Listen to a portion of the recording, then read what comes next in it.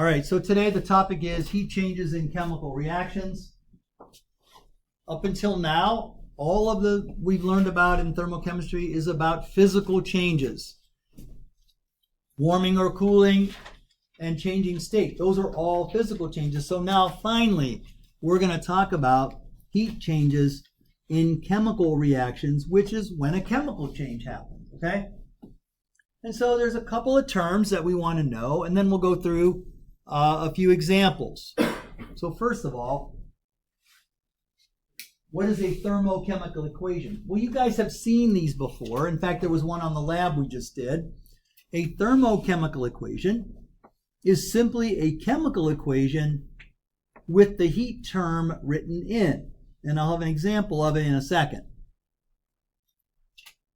And then, instead of the heat of vaporization or fusion or all of that, the physical constant that we talk about when we talk about chemical reactions is a term called the heat of reaction, and it has a symbol Delta Hrxn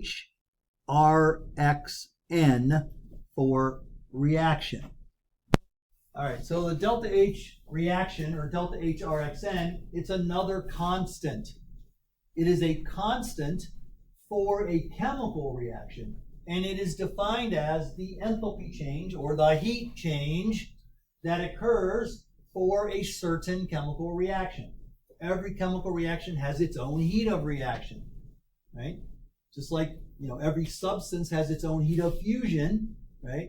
This is a chemical change, and in a chemical change, every chemical reaction has a given enthalpy change or heat change that occurs when that reaction happens.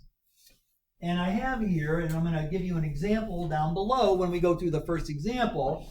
You want to add that the heat of reaction is always written for 1 mole of the chemical reaction. I'll give you an example of what I mean by that in a second. That is, it is related to a participant with the mole ratio. So again, this may not seem clear now. That last part might not seem clear. This first part ought to seem pretty clear though, right? It is a heat change, right? It's a heat change associated with a certain chemical reaction. And then we'll kind of give an example of the second part of that definition. All right, in example number 1, this is the reaction for the decomposition of table sugar. It turns out you can take table sugar. You add some sulfuric acid as a catalyst. I don't have that written in here. And that sugar will decompose into carbon. It'll turn black like carbon, like coal, right? And then make water. It's very exothermic, as you can see. It's exothermic. How do you know it's exothermic? Because the heat is where? It's on the product side, right? It's very exothermic, and the water ends up coming off as water vapor. You see, if you put some sulfuric acid as a catalyst in some sugar, this reaction happens. It turns black because it becomes carbon, and you see all this steam rising up because the water that's formed is becoming water vapor. It's really dramatic, but it's very messy, and you have to use full-strength sulfuric acid, and I don't like doing it because I hate working with full-strength sulfuric acid. It's so strong. The littlest drop of it will burn your fingers, or will eat holes through your clothes. So anyway, that's the reaction. So I would call this the chemical reaction or chemical equation. This is the thermochemical equation. Why? Because, as it said up above, it is the equation with the heat term written in. And it turns out that this heat term is where we are going to get the delta Hrxn value. Okay? That's where we get the delta Hrxn value. So it says examine the value for the heat of reaction. Well, let's write it. And then it says, is it exo or endo? Well, we already said this is an exothermic reaction because the heat is on the product side. Now, what do we know about things that are exothermic? What sign do they have? What sign for the heat? Negative sign. Okay, good. So when I write this heat of reaction, because it is exothermic, when I write the delta Hrxn, it's going to have a negative value. That's number one. Now, how about the numerical value? Well, this I'm going to write 440 kilojoules. And then I'm going to write per 1 mole of the reaction. If you recall, that was in the definition. So, if it's exothermic, you put a negative sign. Then you just pull the value out of the thermochemical equation, and you put that here. And then you write it per 1 mole of reaction. What do we mean by 1 mole of reaction? Well, in a sense, what you're talking about is every time this reaction happens like you see it, this much energy is released. So in other words, 1 mole of reaction is essentially one shot through with the reaction. And so how are we going to relate that? So the second part of the delta Hrxn definition said, and now we're going to relate this to the individual participants. Let's see how to do that. But the first question over here says, what is the delta Hrxn? It's going to be negative 440 kilojoules per 1 mole of this chemical reaction. Right. Then the next question, we want to write it, what is the delta Hrxn in terms of sucrose, in terms of carbon, and in terms of water? Okay, I know I'm not recording. So then we're going to do the part where we relate it to a participant with a mole ratio. Okay, all right.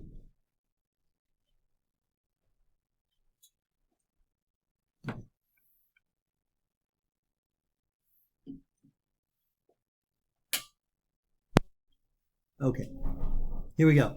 So this is the delta Hrxn, negative 440 kilojoules per 1 mole of reaction. And now we want to write it in terms of sucrose. Okay, we're answering this next question.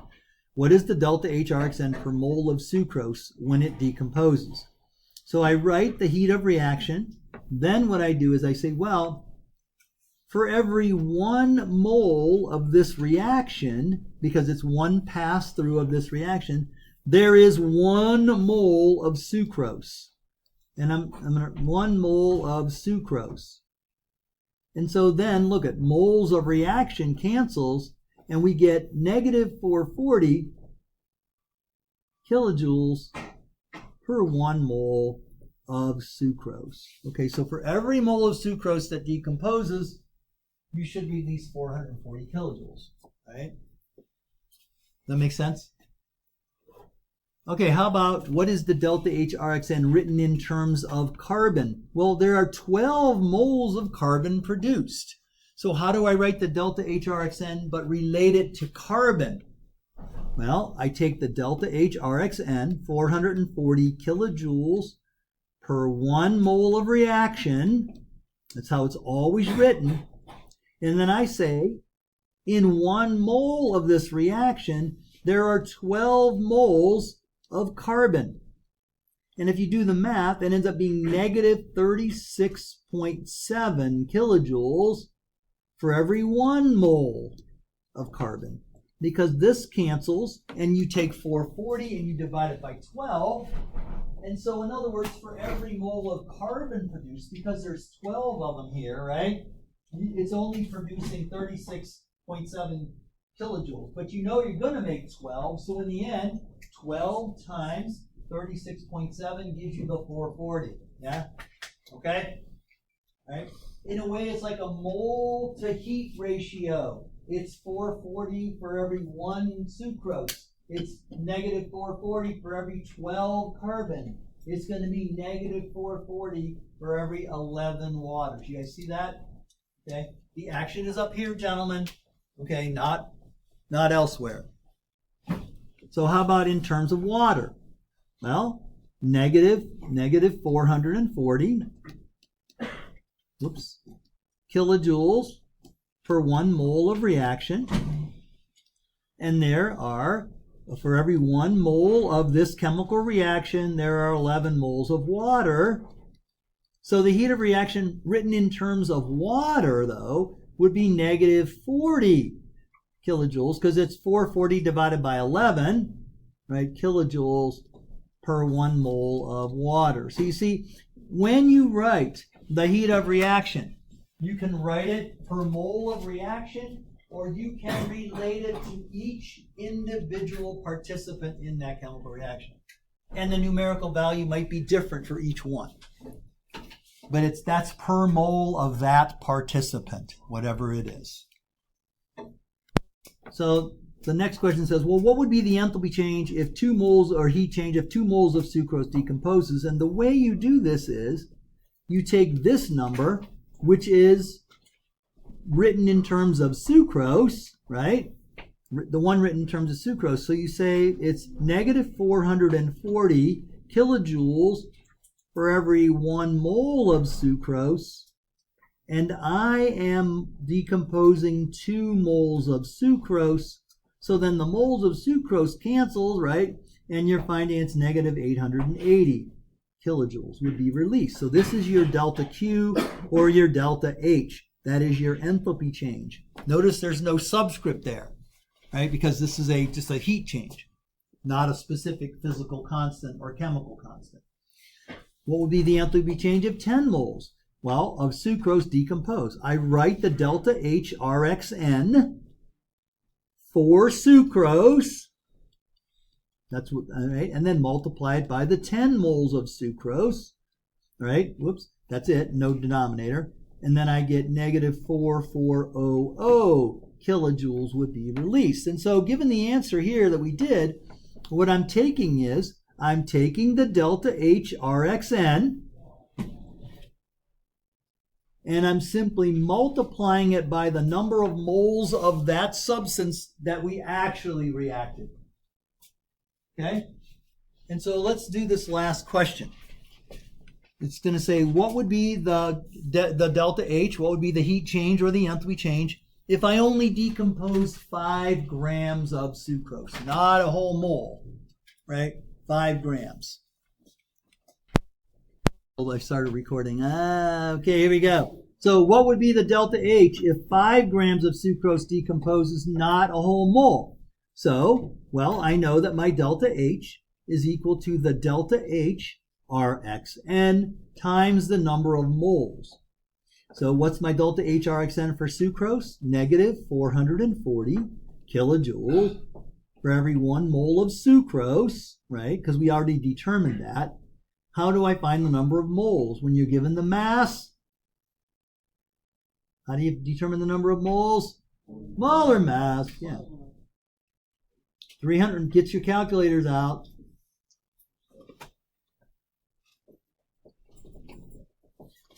Now look at the units. Grams cancels, moles of sucrose cancels, and the answer is going to be in kilojoules. So if you do the math, you get negative 6.43 kilojoules, so about 6,400 joules. You could use that 6,400 joules to melt about a mole of water, couldn't you? Right? That 6.4 kilojoules could melt about a mole of water. So you could channel this energy, right, and melt a mole of water with a little energy left over to spare. Okay? So that's pretty much the way this goes. Okay? Let's go 1,000 joules going into your hand, right? So, but just to kind of write this, so it says, is this reaction exothermic or endothermic? What do you guys say? Exothermic. Okay, good. So then what would be the heat of reaction or heat of solution for calcium chloride? So first of all, what would be the heat of reaction in general? And then we're going to write it in terms of calcium chloride. So I'm going to write delta H Rxn equals, so what sign am I going to put? Negative sign. And then what number am I going to put? 82.8 kilojoules per what? 1 mole of, I'm writing the general one. 1 mole of reaction. Good. Then when I want to write that in terms of calcium chloride, I would say, oh, it's a negative 82.8 kilojoules for every 1 mole of reaction. But in every 1 mole of reaction, how many moles of CaCl2 are there? 1 mole, yeah. So it ends up being the same number, right? Same numerical value, right? So it is negative 82.8 kilojoules per 1 mole of calcium chloride. But then it says, how about per mole of chloride ion? Forget about the calcium ion. This last question. What would it be per mole of chloride ion? What would I write? Negative 82.8 kilojoules per mole of reaction, right? And then what am I going to do about the chlorine part? Per mole of reaction over 2 moles of chloride. Yeah, 2 moles of chloride. Yeah, 2 moles, right? And so per mole of chloride, it'd be negative 41.4. Got it? Yep. For every 1 mole of chloride. So I just kind of wanted to go, that's not chlorine, it's chloride ion. Sorry. Okay, so I just kind of wanted to go through one more where you write the heat of reaction in terms of some different participants. Okay, so actually we can do this math. What would be the change in enthalpy if 7 grams of calcium chloride, not a whole mole of calcium chloride, but if 7 grams dissolved, and I gave you the molar mass. You guys figure this out. So the delta H is going to be, what's my equation? Delta H is what? The delta Hrxn times what? The number of moles of calcium chloride. All right, so we're going to set it up. Here's our equation. We say we have our heat of reaction, negative 82.8 kilojoules per 1 mole of calcium chloride. That gives me a heat of reaction. And then I need to figure out the number of moles, which I'm doing right here. This ends up being the number of moles. And then when I get the number, what was it again? Negative 5.27 kilojoules. And then that's it. No per or anything, because moles of calcium chloride cancels, grams of calcium chloride, and you just get kilojoules. Remember the other day when I said that was around 5,000 joules entering your hands in the baggie? That was actually 5.27 kilojoules. Okay? Perfect.